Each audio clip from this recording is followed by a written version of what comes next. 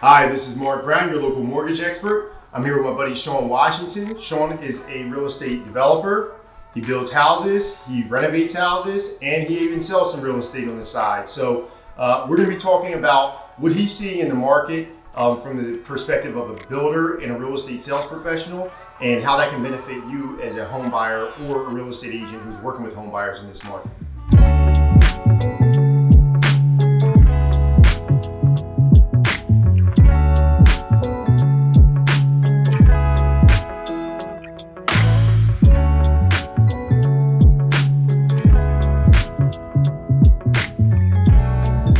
All right, so Shawn, we have conversations, I'd say at least once or twice a month, where we talk about what's going on in the market, what we're seeing, the experiences that our clients are having, that other clients you're working with are having. Unfortunately, not every single one of your home buyers works with me for their loan. But in all seriousness, one of the things that we talked about recently is just how competitive it is in this market, right? And what you're seeing is happening from a standpoint of buyers that you're working with, but then also just the lack of inventory and how you had to maybe even for your real estate development go outside of Philadelphia for opportunities because prices are getting beat up so much here. Right. So as a real estate agent, I'm licensed in PA and in New Jersey. So one thing that we're seeing, and one of the meetings that we constantly have every week, is that the inventory is extremely low. Right. So with that being, buyers are becoming more creative when submitting their offers. It proves to be really good for sellers because they're getting top dollar. A lot of time they're getting over asking for their properties. Buyers are coming in, no inspections. They're offering to pay a gap in between appraisals. So let's say the property is $350,000, they're offering $400,000. They're saying as long as it appraises for $350,000, they'll cover the gap between the $350,000, $400,000. So they're being really creative and getting these properties, which makes it extremely competitive for anyone that's looking for a property on the buyer side. On the seller side, this is a great time to go ahead and sell your property because it's low inventory, you're getting top dollar, and you're going to be able to max out what you actually want to get. So on that sense, it's great. On the development side, it's also competitive depending on what market you're in. I've actually, like you said, branched out to other areas just to start developing pickup rentals, things that are a little bit better, not as competitive as Philadelphia is, and some things that are in New Jersey. So it's all about being creative to kind of get what you want. I love it. And so when we talk about what Shawn just said, $50,000 over asking, that's not like the first time I've heard that, right? I have clients who have closed on mortgages with me where the property under appraised, they still paid the higher price. The seller didn't budge at all. They just brought the extra money. When you have that happening for your clients, if you're a real estate professional who's working with buyers, for your clients who are putting in offers, that may mean that they have to shop below what their max budget is just so they can cover the difference, right? For your buyers that are working, for your clients that are looking for houses, if you're working with buyers, that may mean that they need to come in with offers that are above what the asking price is, and they literally need to shop below what their max budget is just so they can afford a house that frankly is well within their budget, but they may be overpaying for the same house because there is so little inventory.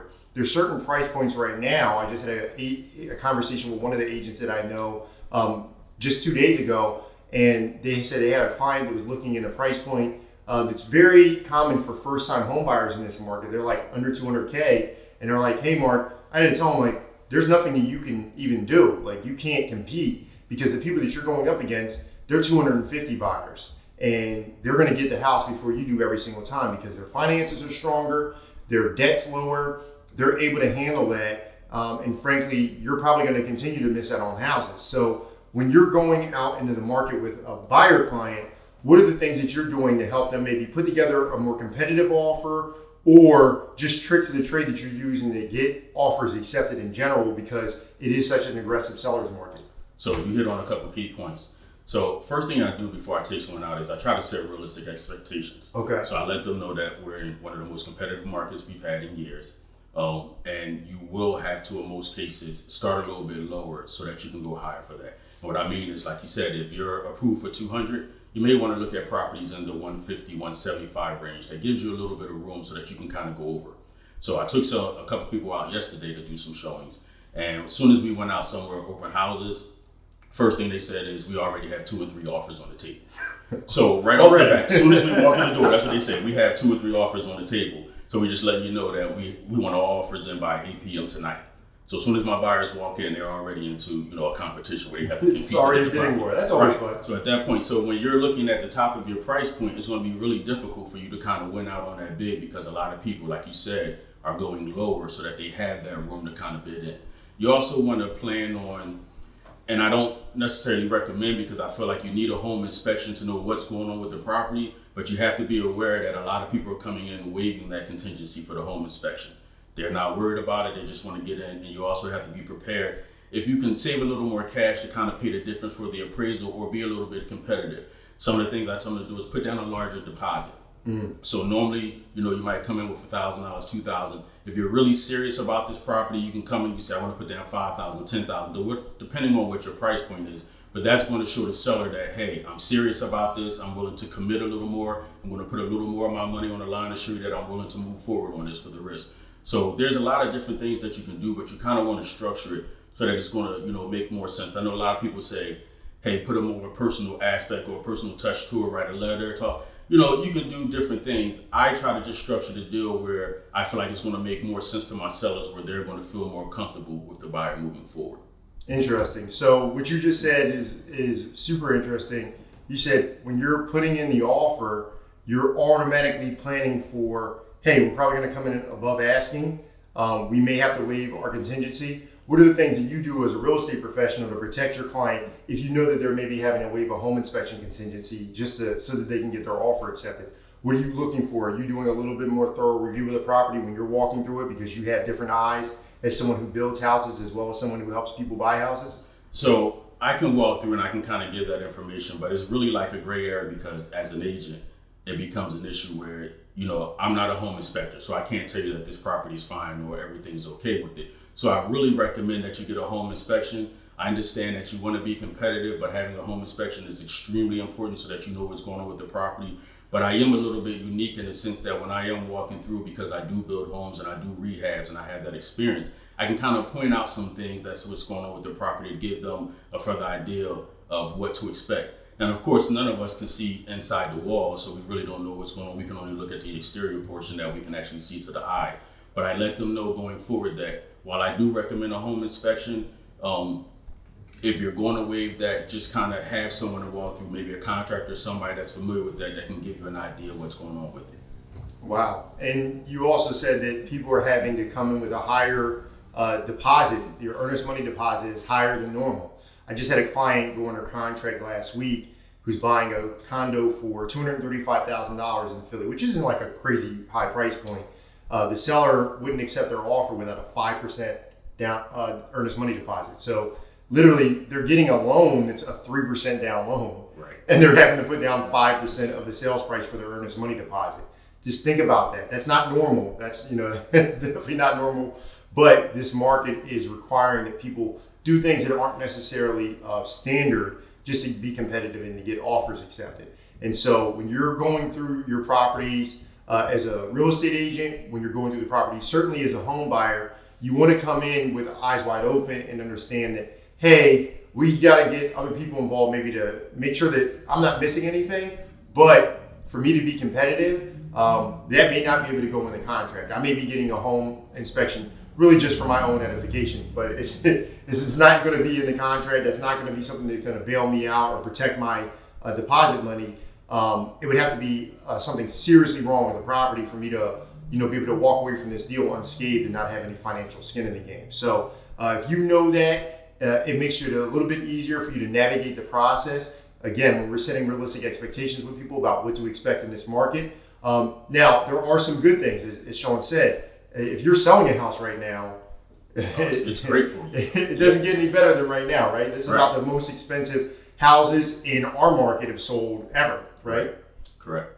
And so that means that if you have a house that you've been sitting on, that you've been paying down a mortgage, maybe you have no mortgage debt on it at all, and you want to move up, this could be an opportunity for you to cash out and get a nice check from selling your house. And then now you could use those proceeds either to buy a new property, to relocate to a different area completely. Maybe that's the down payment on a new construction home in an area that, you know, is a little bit outside of where you're used to living.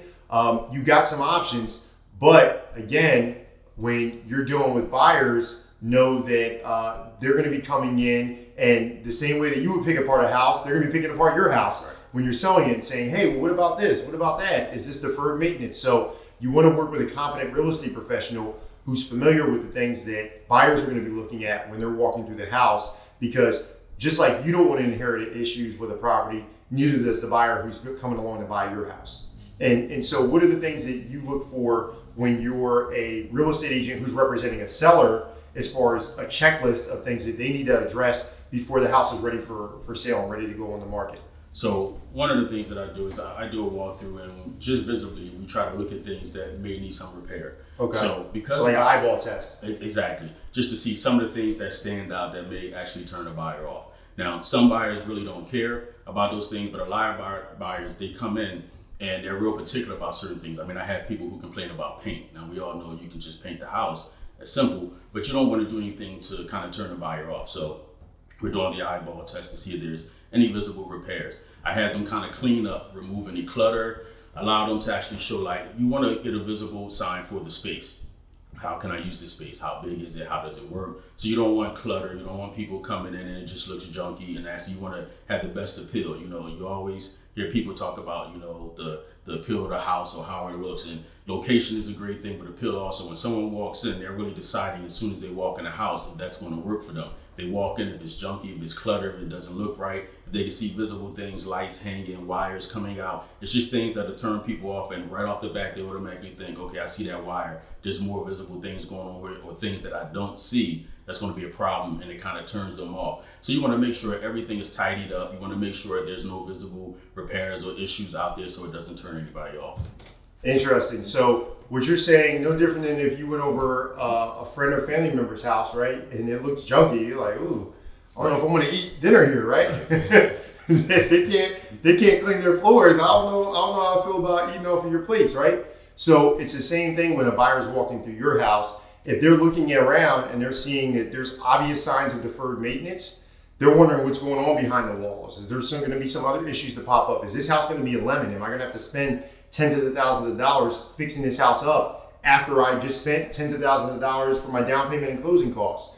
That's scary for a prospective home buyer, especially if they're a first-time buyer. So you want to be mindful of those things when you're working with people who are going to be buying your house and you're preparing it for sale. You say, hey, what do I need to do so that this house passes the eyeball test, so that it gives people a feeling like this could be my home when they walk in, and then do the things that your real estate professional recommends, right? Making sure that there's no obvious deferred maintenance, making sure that the house looks show ready. I've seen, even on the multiple listing service, I've seen pictures of properties that look like they were taken on someone's cell phone. Like, when you list a house, don't you usually have a professional photographer come out so they can show the house off? Yeah, well, you definitely want to get someone that can get the best view of the property and have pictures that's going to really show the appeal of the house, because you want to draw people in so that they can come out and take a look at the property. So if you're sitting there, a lot of times you will see some properties on the MLS, the photos are really small, the pictures are kind of blurry, it doesn't get the right angle of it, and those are the type of things that turn people off. So when someone is going through, they're really using that listing to determine, is this a property that I'm going to be interested in? So you want to make sure you have professional pictures. You want to make sure you're getting all the nice options of the property and getting a wide view. You want to make sure you have enough lighting. There's so many things that come into play that's going to make that house more appealing to buyers, and you want to make sure you capture that so that you can get people to come out and actually take a look at the property. These are super important things if you are, again, thinking about buying a house in this market, selling a house in this market. Just because it's a seller's market doesn't mean you can just slap up some pictures that you took on your phone and you haven't staged a house or set it up to look like it could be home for someone. Because, as Shawn said, when someone's looking at that house online, that's their first impression of the property. If they don't have a good first impression, they're not going to want to come out and see the house. You may not have that bidding war so that you can get the highest possible price. You're going to just get whoever happens along the property when your real estate agent has an open house sign hanging out front. So be mindful of that. Make sure that you're listening to the advice of a licensed professional. I highly recommend working with a real estate agent. I've seen situations where people didn't have a real estate agent representing them, and it went very bad for them, right? There's a reason why there are real estate agents. Shawn earns his commissions on every single transaction that he works on. And so you want to work with somebody who's got a financial vested interest in your house selling for as much as possible, or if they're representing you as a buyer, making sure that you're getting everything that you're looking for in the house. So if somebody's trying to get a hold of you, Shawn, what's the best way for them to reach out to you? I have several social media. You can reach me on Instagram at Shawn Washington. You can also reach me at Shawn at ShawnWashington.com, and that's SHAWN at ShawnWashington.com. Or reach out to Mark. He also knows how to get in touch with me. Absolutely, absolutely. So again, guys, when you're going out into the market, be mindful. There's definitely opportunity here for you as a buyer. There's obviously opportunity for you as a seller in this market, but you want to work with competent professionals and lean on their advice so that you can be competitive in the marketplace.